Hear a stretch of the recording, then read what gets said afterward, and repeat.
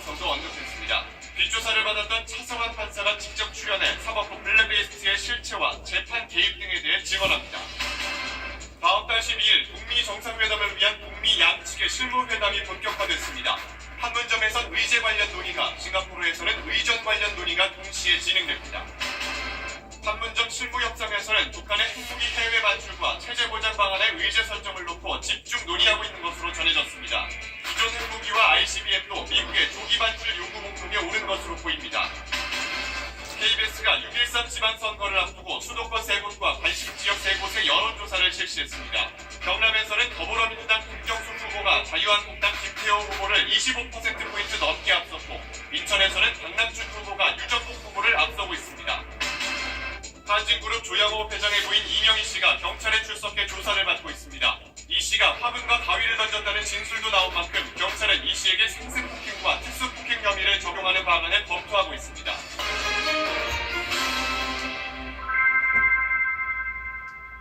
여러분 안녕하십니까? 5월 28일 월요일 KBS 9시 뉴스입니다. 박근혜 정권 당시 법원행정처의 사법행정권 남용 의혹, 즉 판사들을 사찰하고 재판에 개입하려 했다는 의혹이 일파만파로 확대되고 있습니다. 대법원이 자체 조사 결과를 검찰에 제공할 뜻을 밝혔고, 이럴 경우 검찰이 법원을 조사하는 사상 초유의 사태가 벌어질 수도 있게 됐습니다. 오늘 첫 소식 김유대 기자입니다. 사법행정권을 심각하게 남용했다. 하지만 형사 책임을 묻긴 어렵다. 지난주 특별조사단이 내놓은 조사 결과입니다. 주말 동안 법원 안팎에서 비판 여론이 들끓었는데, 아침 출근길 김명수 대법원장은 조사단과 다른 입장을 밝혔습니다. 관련자들에 대해서 검찰 수사를 맡기실 생각이 있으십니까? 결론을 여기서 말씀드리긴 어렵지만 방금 말씀하신 그런 부분까지 모두 고려하겠습니다. 고발까지도 검토하겠다는 겁니다. 법원 내부에선 관련 의혹들에 대한 법리 검토에 들어간 것으로 전해졌습니다. 특히 조사단이 대단히 부적절하다고 비판한 통합진보단과 종교조 사건 판결 등이 대상인 것으로 알려졌습니다. 통진당 비례대표 지방의원의 행정소송 관련 문건, 법원행정처가 당시 담당 재판장을 통해 결과를 예상했다고 돼 있습니다. 재판장의 잠정적 심증을 확인했던 겁니다. 사실상 재판에 개입했다는 얘긴데 관련자들의 진술은 엇갈립니다. 경우에 따라 직권 남용이 될 수 있지만 강제 수사권이 없어 그대로 종결됐습니다. 형사 고발에 소극적이었던 특별조사단도 오늘은 한 발 물러섰습니다. 뚜렷하게 범죄 혐의가 드러난 사안에 대해서는 얼마든지 고발 또는 수사 의뢰 조치를 해야 된다고 생각합니다. 조사단은 검찰이 수사한다면 조사 자료를 넘기겠다고도 했습니다. 이제 김명수 대법원장의 최종 판단에 따라 의혹 관련자에 대한 형사 조치 여부가 결정될 것으로 보입니다. KBS 뉴스 김유대입니다. 이렇게 법원행정처가 무리수를 둔 이유는 당시 양승태 대법원장의 뜻인 상고법원 설치를 위해서 청와대 협조가 필요했기 때문입니다. 이를 위해서 상고법원 설치에 비판적인 판사들에게는 전방위적인 사찰도 벌어졌습니다. 그러나 현재로선 처벌이 어렵다는 입장입니다. 계속해서 강병수 기자입니다. 2014년 대법원은 상고법원 도입을 적극 추진합니다. 중요 사건만 대법원이 판결하고 간단한 사건은 상고법원이 최종심을 맞자는 겁니다. 이제는 감당하기 어려울 정도로 많아져서 한계를 넘어선 것이 현실입니다. 하지만 고위법관용 자리 늘리기라는 판사들 비판이 잇따랐습니다. 그러자 법원행정처가 문제판사 조사에 나섭니다. 판사 개개인에 대한 평가와 성향, 심지어 개인사까지 조사했습니다. 사법행정의 불안 요소인 문제법관들에 대해 선제적으로 대응한다는 겁니다. 모두 임종원 전 법원행정처 차장의 지시였습니다. 또 다른 문서에선 비공식적 방법까지 최대한 동원해 판사 정보를 수집하라, 드러나면 법관 사찰, 재판 개입 등 큰 반발이 예상되니 철저히 보안을 유지하라고 되어 있습니다. 상고법원 반대 의견을 주간지에 기고한 차성환 판사는 가장 뒷조사 수위가 높았습니다. 차 판사의 성격과 스타일, 가정사는 물론 다른 판사와 주고받은 이메일까지 조사당했습니다. 심지어 차 판사의 개인적인 돈거래 내역까지 들여다봤습니다. 네, 이러한 사찰 행위는 사법행정권의 남용이 결부된 직권남용죄 등의 해당될 가능성이 있으므로 철저한 수사를 통해 그 혐의 여부를 밝혀내야 할 것이고 특별조사단은 뒷조사 행위를 처벌하기는 어렵다는 잠정 결론을 내렸습니다. 형사상 처벌 조항이 없다는 이유입니다. 차 판사 등 사찰 대상 법관들은 대법원장의 특별한 조치가 없다면 관련자들을 고발하겠다고 말했습니다. KBS 뉴스 강병수입니다. 이렇게 대법원 특별조사단 발표 내용에 대해 법원 내부에서 공개적으로 이의를 제기하고 있는 현직 판사 한 분을 이 자리에 모셨습니다. 사법정책연구원의 차성환 판사를 만나보겠습니다. 차 판사님 어서 오십시오. 현직 판사로서 어려운 걸음 하셨는데 근데 지난 정권에서 강도 높은 뒷조사를 이제 당한 장본인이신데 신경이 어떠신지요? 처음 알았을 때는 사람에 대한 좀 의심이 심해지고요. 그다음에 사실 얼마 되지도 않는 제 재산을 조사한 거에 대해서 이제 분노와 사실 비참함도 좀 들었습니다. 네. 근데 이제 보고서 내용을 보면 뒷조사를 했지만 인사상의 불이익은 없었다. 실행이 안 됐다. 그래서 죄가 아니고 고발도 할 수 없다. 이제 이런 논리인데 이 부분에 대해서 어떻게 생각하세요? 근데 그 판사에 대한 광범위한 사찰 그 자체가 훨씬 더 심각한 저는 행위라고 생각을 합니다. 반대 목소리를 내는 판사들의 표현의 자유를 억압하고 그다음에 그런 단체들을 축소 해체하려고 했던 것 그거 자체가 심각한 불이익이라고 생각합니다.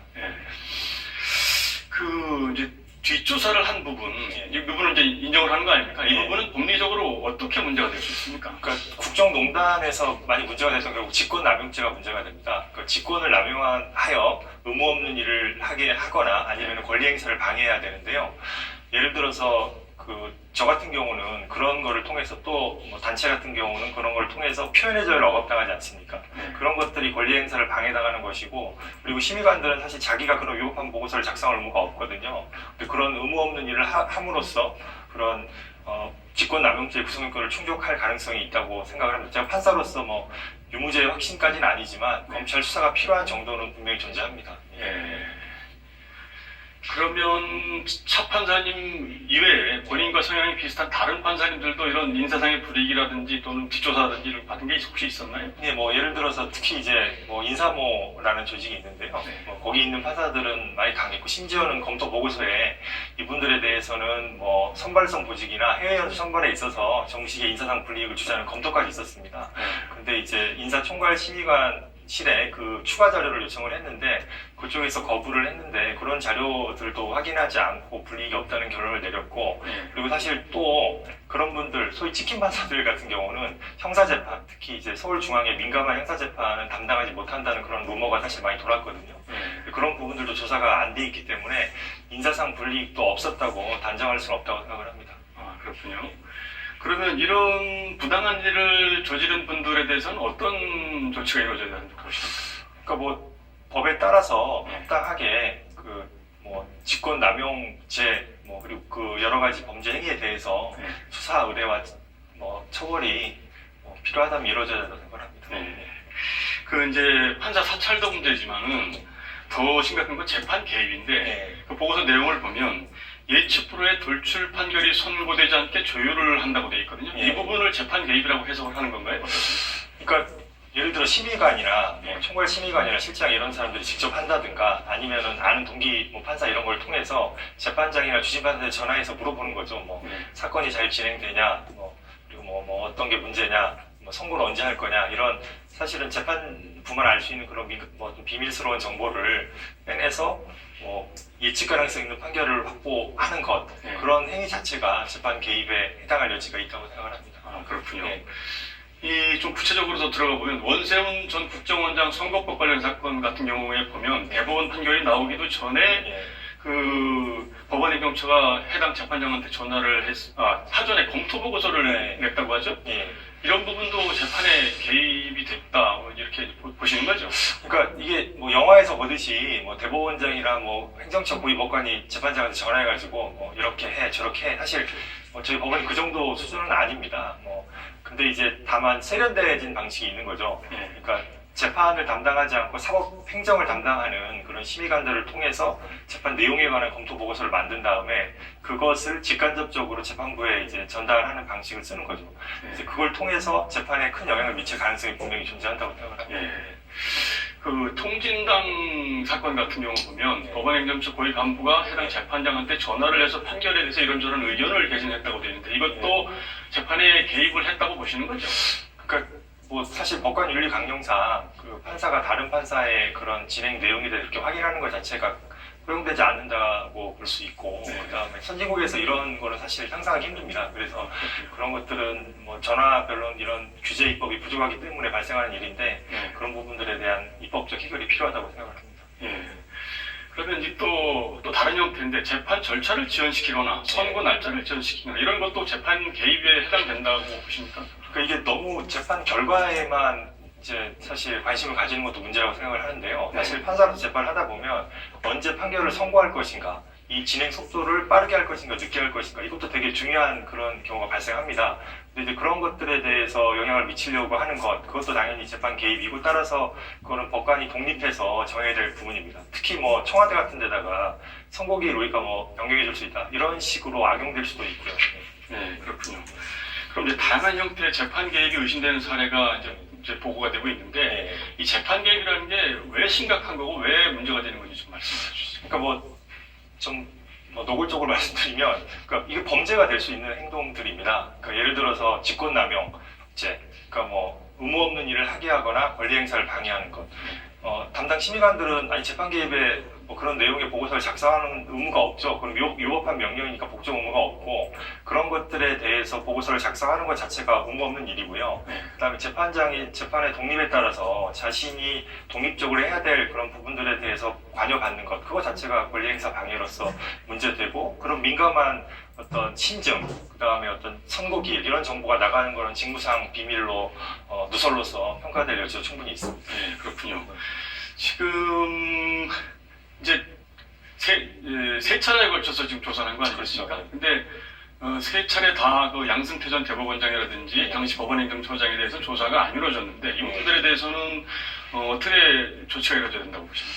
그러니까 뭐 그분들이 이걸 보고 받았는지 여부는 계속 제대로 조사가 안 되는데요.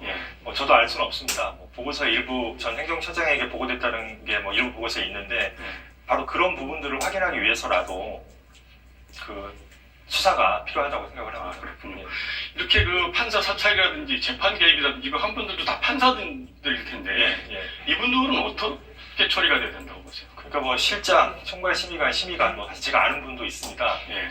근데 그 10수명의 판사님들을 보호하기 위해서 만약에 이걸 덮고 넘어간다면 사실 3,000명의 판사들이 묵묵히 일하고 있거든요. 그분들조차 다 불신당하고 사법부가 신뢰를 얻을 수 없습니다. 저도 마음이 안타까운 면은 있지만 저희가 법에 따라서 원칙대로 처리해야 된다고 생각을 합니다. 네, 그렇군요. 마지막으로 그 이번 조사단 결과에 보면 비공개 문서가 있다고 하던데 이 부분도 공개가 돼야 된다고 보시니까 어떻습니까? 그러니까 뭐 예를 들어서 청와대의 민주적 정당성 부여, 뭐 세월호 사건 뭐 적정 배당 방안, 그다음에 뭐 조선일보 첩보 보고, 그러니까 왜 행정처가 이런 내용의 문건을 작성하는지 제목만 봐도 좀 의구심이 드는 문서들이 있습니다. 그래서 사업행정권 남용의 의심이 있기 때문에 그런 부분들에 대한 조사가 필요하다고 생각을 합니다. 네, 그렇군요. 오늘 시간 관계상 여기까지만 하도록 하겠습니다. 지금까지 사법정책연구원의 차성환 판사였습니다. 오늘 말씀 고맙습니다. 감사합니다.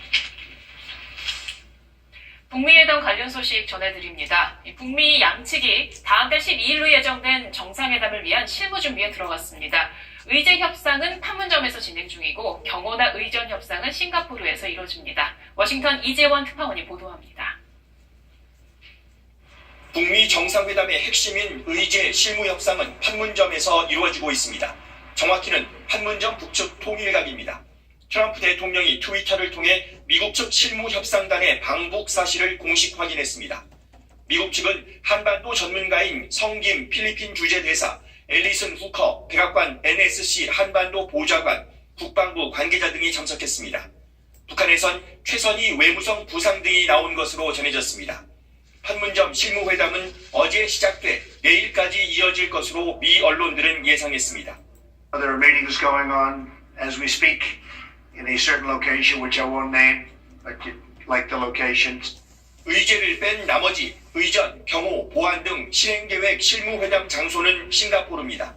조혜익인 백악관 부비서실장이 이끄는 미국 측 대표단과 김창선 국무위 부장 등 북한 인사 8명도 싱가포르로 향했습니다. 판문점 의제 조율과 싱가포르 의전 협상 등의 실무 회담이 성공적으로 이루어지면 폼페이오 국무장관과 김영철 부위원장이 한 번 더 만나 최종 조율할 가능성이 있습니다. 이와는 별도로 미 CIA 전문팀이 협상에 참여하고 있다고 AP가 보도했습니다. 적어도 3개의 채널이 가동 중이라는 얘기인데 회담 성사를 위해 북미 양측이 총력을 쏟는 분위기입니다. 워싱턴에서 KBS 뉴스 이재원입니다. 지금 판문점에서 어떤 논의가 이루어지고 있을지에 관심이 모이는데요. 워싱턴 다시 한번 연결하겠습니다. 박유한 특파원. 네, 아무래도 비핵화와 체제 보장 방안이 핵심 의제겠죠? 네, 물론입니다. 미국은 비핵화를, 북한은 체제 보장을 이루어내는 데 주력할 텐데요. 특히 북한의 체제 보장과 관련해서 어떤 얘기가 오갈지 짐작을 할 수 있게 하는 얘기를 이 폼페이오 미 국무장관이 상원 청문회에서 했습니다. 먼저 직접 들어보시죠. He and I spoke about what assurances were going to be provided to him. These were assurances that would clearly have to be capable in the same way that we're demanding a permanent, irreversible denuclearization, verifiable denuclearization. 미국이 이 비핵화와 똑같은 방식으로, 다시 말하면 영구적이고 되돌릴 수 없고 검증 가능한 방식으로 북한의 체제를 보장해 주겠다는 얘기여서 북한이 큰 관심을 보일 듯합니다. 네, 체제 보장을 영구적이고 되돌릴 수 없는 방식으로 한다. 어떤 식으로 이루어진다는 거죠? 네, 이 폼페이오 장관이 그런 체제 보장 방식에 대해서도 명확히 밝혔는데요. 직접 들어보시죠. It is our intention to achieve an agreement that would be put before the United States Senate. That's our goal. 네, 북미 간의 합의가 이루어지면은 그 합의를 미 상원에 조약 형태로 제출해서 동의를 받겠다는 겁니다. 이번에 트럼프 정부가 이란 핵협정을 파기해서 북한의 의구심을 키웠다는 분석이 있는데요. 이 이란 핵협정은 의회의 동의를 받지 않은 거였습니다. 이와는 달리 체제 보장을 비롯한 북미 간 합의는 의회 동의를 받아서 되돌릴 수 없게 하겠다는 얘기인데요. 지금으로서는 미 의회도 동의할 가능성이 크다, 이런 전망이 우세합니다. 자, 그럼 북한의 비핵화 방법에 대해서는 어떤 얘기들이 나옵니까?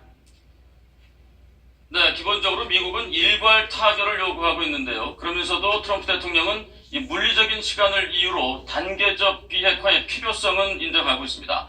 다만 속도는 빠르게, 즉 신속한 단계적 비핵화를 얘기하고 있습니다. 물론 북한은 가능한 한 비핵화 초기에 이 대북 제재 완화라든지 체제 보장 같은 보상이 이루어질 것을 요구하고 있을 텐데요. 어떻게 접점을 찾을지가 관건일 듯합니다. 네, 그래도 그 접점은 정상들이 만나야 정해지겠죠. 그렇죠. 이 실무회담은 어디까지나 의제 조율을 위한 사전 접촉입니다. 트럼프 행정부도 이 실무회담에서 당장 비핵화에 세부 합의가 이루어질 거라 이런 환상은 갖고 있지 않다고 뉴욕타임스가 또 보도를 했고요. 다만 북미 양측의 최고 전문 관료들이 만난 자리여서 정상들 간의談판이 보다 수월해질 수 있도록 간극을 최대한 좁힐 거라는 관측이 나오고 있습니다. 워싱턴에서 전해드렸습니다. 네, 보신 것처럼 미국의 움직임이 빨라지고 있습니다. 판문점 실무 협상에서는 북한의 핵무기 해외 반출과 이에 상응하는 체제 보장 방안을 협상하고 있는 것으로 전해졌습니다. 이번 실무 회담에서 논의되고 있는 내용들 유지양 기자가 분석했습니다. 미국 북핵 협상팀은 협상장인 판문점 통일각과 서울 미 대사관을 오가며 북측과 줄다리기를 이어가고 있습니다. 숙소로 이용 중인 광화문 일대 호텔에선 일부 미국 관계자들의 모습이 포착되기도 하는 등 상당히 분주한 모습입니다. 정부 관계자는 미국은 과거 실수를 반복하지 않겠다는 입장이 확고하다며 협상에 임하는 미국 측의 모습을 설명했습니다. 과거 육자회담 당시 핵시설 폐기까지 합의했지만 핵무기와 핵물질을 폐기 못했기 때문에 미국 입장에서는 한꺼번에 폐기하는 일괄 타결 방안을 제시했을 가능성이 높습니다. 그러나 현실적으로 실행을 동시에 할 수는 없습니다. 미국은 그래서 북한 밖으로 먼저 반출 가능한 것은 보내자는 입장입니다. 그래서 조기 반출 대상으로 기존 핵무기가 먼저 거론되고 있습니다. 미 본토를 위협하는 대륙간 탄도미사일 ICBM도 미국의 조기 반출 요구 목록에 오른 것으로 보입니다. 반 또는 3분의 1 정도와 ICBM을 동시에 폐기한다면 짧은 시간 내에 그렇다면 상당히 좋은 결과를 낳을 수도 있다. 플루토늄과 우라늄 등 핵물질과 핵시설 폐기엔 시간이 걸리기 때문에 트럼프 임기 내로 시한이 정해질 가능성이 있습니다. 또 다른 관건은 신고, 검증, 그리고 폐기로 이어지는 비핵화 일정과 방식에 대한 합의 문제입니다. 앞서 북한은 리비아식 핵폐기 모델인 선조치 후보상 방식에 반발하고 이른바 트럼프식 방식에 은근한 기대를 걸고 있다고 밝히기도 했습니다. 따라서 이번 협상에선 단계적 동시적 조치를 주장하는 북한의 주장이 어느 정도 수용되느냐 여부도 관전 포인트입니다. KBS 뉴스 유지양입니다. 북미 회담의 핵심 의제는 북한의 비핵화와 체제 보장입니다. 도대체 체제 보장이 북미 각국에게 어떤 의미인지 양국의 속내를 김경진 기자가 살펴봤습니다. 미국 트럼프 대통령은 북한이 핵을 포기하면 경제적 지원이 뒤따를 것이라고 여러 차례 강조했습니다. He will be happy. His country will be rich. His country will be hardworking and very prosperous. 하지만 북한은 우리의 기술과 자원으로도 남부럽지 않게 잘 살 수 있다면서 미국의 경제 지원에 대한 거부감을 드러냈습니다. 북한의 비핵화를 위해선 체제 안전 보장이 필수라는 분석입니다. 체제 안전을 보장하겠다라는 것에 대해서 확실히 신뢰할 수 있는가? 라는 것에 대한 걱정이 있다고 봅니다. 종전선언과 연락사무소 설치, 테러 지원국 해제, 그리고 북미 수교를 거쳐 평화협정 체결까지 불안감을 해소할 수 있는 확실한 장치가 필요한 겁니다. 그 내용이 빠진 그런 체제 보장, 그것은 북한으로서는 속빈 강정이지. 군사적 적대 행위 종식, 그 약속을 받아야죠. 하지만 트럼프 대통령은 북한에 명확한 답을 주지 않았습니다. He will be safe. 북한이 핵을 포기하면 김 위원장의 신변을 지켜주겠다는 소극적인 답변만 내놓은 상태입니다. 이 때문에 체제 보장보다는 경제 지원을 통해 비핵화를 이끌겠다는 것 아니냐는 분석이 나옵니다. 미국도 속내는 복잡합니다. 30년 가까이 북한이 핵을 숨겨왔기 때문에 워싱턴 정가에는 체제 보장을 먼저 해주면 안 된다는 뿌리 깊은 불신이 있습니다. 동북아 정세도 핵심 변수로 작용하고 있습니다. 북핵 문제가 진행 중인 상황에선 오바마 행정부 이후 채택한 아시아 중시 정책, 즉 중국 견제가 좀 더 용이할 수 있습니다. 지금 미국과 중국 간의 남중국해를 둘러싼 갈등들, 이 부분이 이제 동아시아의 정세를 불안하게 하는 측면이 있습니다. 한반도 긴장이 완화되면 실은 중국을 겨냥한 게 아니냐는 사드 배치의 명분도 약해집니다. 여기에 불가침 조약을 맺을 경우 어느 정도 구속력을 갖출지도 고민하고 있습니다. KBS 뉴스 김경진입니다. 북미 정상회담의 의전과 경호 문제 등을 논의할 양측 실무 대표단이 오늘 밤 싱가포르에 도착하고 내일부터 실무 접촉이 시작됩니다. 싱가포르 현지에서 유석조 특파원이 보도합니다. 북미 실무회담에 참석하는 미국 선발대를 실은 전용기입니다. 일본 도쿄의 미군 기지를 경유해 오늘 밤 싱가포르에 도착할 예정입니다. 선발대는 백악관 부비서실장을 포함해 30명 정도 규모입니다. 현지 미국 대사관은 외부인들의 접근을 통제하며 경계를 더욱 강화했습니다. 오늘 낮 베이징을 경유한 북측 실무단도 밤늦게 싱가포르에 도착합니다. 김정은 위원장과 관련된 의전을 책임지는 김창선 국무위원의 부장을 포함해 모두 8명입니다. 현지 북한 대사관 측은 구체적인 실무회담 내용에 대해서는 말을 아꼈습니다. 아직까지는 우리가 여기서 이렇다 저렇다게 논하고 하나도 없습니다. 알려드릴 거 없습니다. 양측은 내일부터 의전과 경호, 회담 진행 방식 등을 놓고 실무 협의를 진행할 것으로 보입니다. It's usually we have security checks. Because for security reasons, we are not able to give you the information. 일부 호텔에서는 외부인 10여 명이 내부 시설과 동선 등을 체크하는 장면이 목격되기도 했습니다. 북미 양측의 실무단이 만나면 그동안 추측만 무성했던 회담장과 숙박 장소 등에 대해서도 어느 정도 가닥이 잡힐 것으로 보입니다. 싱가포르에서 KBS 뉴스 유석조입니다. 문재인 대통령은 2차 남북 정상회담처럼 절차와 형식을 간소화한 만남이 앞으로 더 열릴 수 있다고 밝혔습니다. 문 대통령은 이번에 남북 정상이 긴급한 현안 논의를 위해 일상적 만남을 하듯 쉽게 약속을 잡은 것은 큰 의미라면서 남북관계 발전도 촉진할 것이라고 말했습니다. 문 대통령은 다만 유사시 군 통수권 공백을 막을 준비와 취재진의 균형을 갖추는 문제, 관련국 통지 방안 등 세부 대책도 미리 마련해달라고 당부했습니다. 북한이 연기시킨 남북 고위급 회담이 다음 달 1일에 열립니다. 아직 대표단 명단이 확정되지는 않았지만 철도 분야 협력 등 판문점 선언 후속 조치가 폭넓게 논의될 것으로 보입니다. 허효진 기자의 보도입니다. 풍계리 핵실험장 폐기 취재단이 원산에서 풍계리까지 가는데 걸린 시간은 16시간. 취재진은 기차를 타고 가면서 불안할 정도로 많이 흔들렸다고 말해 북한의 열악한 철도 사정을 확인했습니다. 핵실험장을 폐기한 날에는 김정은 위원장이 직접 철로 시찰을 하며 경제 건설을 강조했던 것으로 보입니다. 고암 갑천철길의 완공은 방조항의연회 제7기 제3차 전원의 결정을 높이 받들고 경제건설 대진군을 힘있게 다그치고 있는 지난 16일 갑자기 취소된 남북 고위급 회담 북측 대표단 명단에 김윤혁 철도성 부상이 포함됐습니다. 이번 대표단 명단이 그대로라면 철도 분야의 협력을 논의할 가능성이 큽니다. 또 판문점 선언에 명시돼 있는 개성 연락사무소 설립, 아시안게임 공동 참가 등도 다를 것으로 보입니다. 하지만 남북 경협은 대북 제재와도 맞물려 있어 실무적인 차원의 논의만 이뤄질 수 있습니다. 북한의 완전한 비핵화의 이행 로드맵에 합의돼야만이 이 남북 간의 경쟁력뿐만 아니고 국제사회의 대북 제재 이것도 완화될 수 있기 때문에 아마 남북 간의 견제 협력을 한다는 그러한 원론적인 합의가 다만 한 달도 채 남지 않은 6.15 남북 공동행사와 8.15 이산가족 상봉행사와 관련해선 일정한 합의가 기대됩니다. KBS 뉴스 허유진입니다.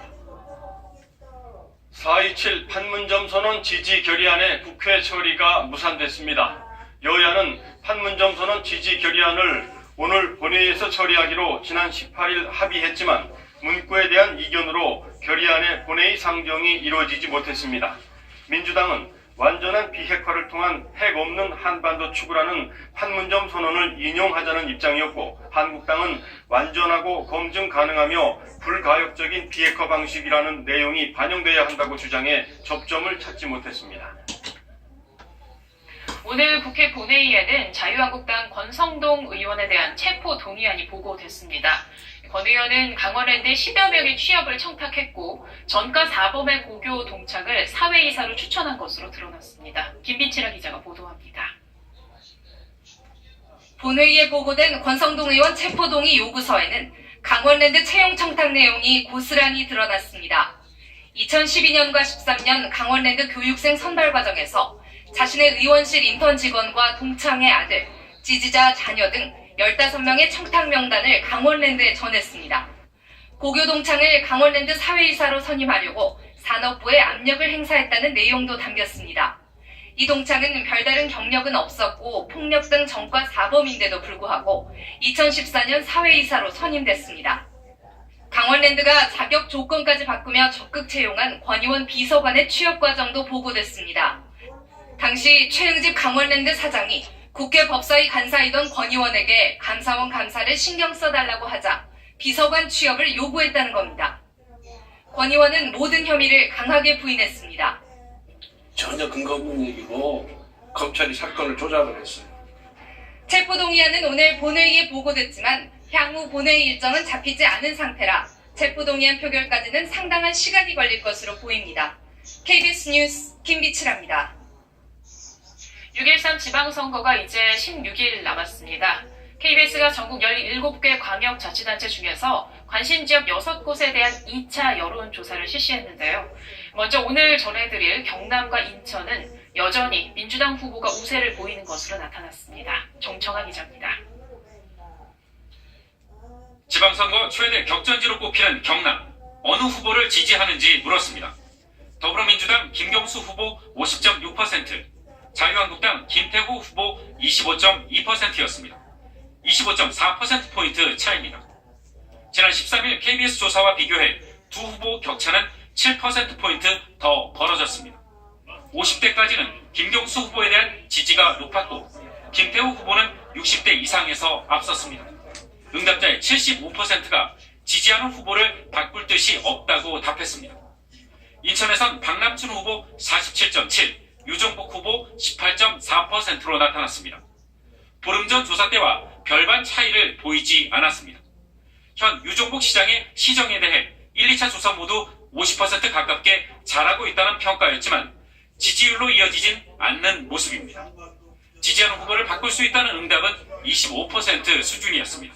남북 미간의 움직임 등 한반도 이슈는 선거에 영향을 미칠 사안이라는 의견이 절반을 넘겼고 이른바 드루킹 댓글 사건의 영향에 대해선 영향을 미친다는 응답과 그렇지 않을 것이라는 응답이 팽팽했습니다. 이번 조사는 KBS가 한국 리서치에 의뢰해 경남과 인천의 만 19세 이상 남녀 각각 800명을 대상으로 지난 25일과 26일 유무선 전화조사 방식으로 진행했으며 표본 오차는 95% 신뢰 수준의 플러스 마이너스 3.5%포인트입니다. KBS 뉴스 정청화입니다.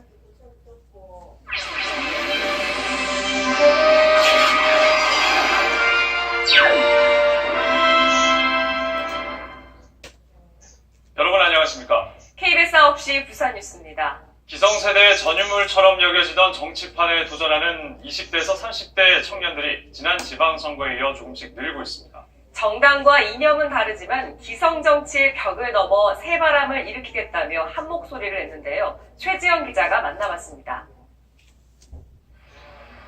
9살 딸을 둔 문나영 후보는 구의원에 처음 도전합니다. 결혼 전에는 멀게만 느껴졌던 정치가 아이를 낳고 키우며 내 삶과 직접 닿아 있다는 걸 깨달았습니다. 정치를 하기엔 아직 이르다는 편견과 매일 마주하지만 우리 동네는 내가 지킨다는 의지는 넘칩니다. 소리를 내고 관심을 가지고 행동하는 사람들이 모여야 됩니다. 그러기 위해서는 청년들 그리고 저처럼 아줌마, 젊은 엄마들이 움직여줘야 세상이 바뀌고 생활이 바뀌기 때문에 인쇄소 한쪽에서 공보물을 꼼꼼히 챙기고 있는 올해 28살 이준호 후보. 사이버대학 전임교수라는 안정된 길을 포기하고 부모님의 반대까지 무릅쓰며 나섰습니다. 보수정당이 모든 세대가 공감할 수 있는 당으로 변화하기를 바라는 마음에서입니다. 구의원의 역할은 이제 이미 잘 설립돼 있고 만들어져 있는 것들을 이제 세금이 더 투입되지 않는 방향에서 효율적으로 잘 정비하는 것에 있다고 생각을 합니다. 전미경 후보는 6년밖에 안 된 신생정당이 배출한 유일한 후보입니다. 30대라는 젊은 나이에 여성, 소수정당이라는 상중고를 넘어 힘든 도전에 나선 이유는 기성정치의 구태를 깨기 위해서입니다. 특히 시민 가까이 다가가는 생활정치를 실현하는 것이 목표입니다. 이왕 할 거면 젊은 사람들이 좀 열심히 부지런히 할 것 같다라는 기대들이 있으신 것 같아서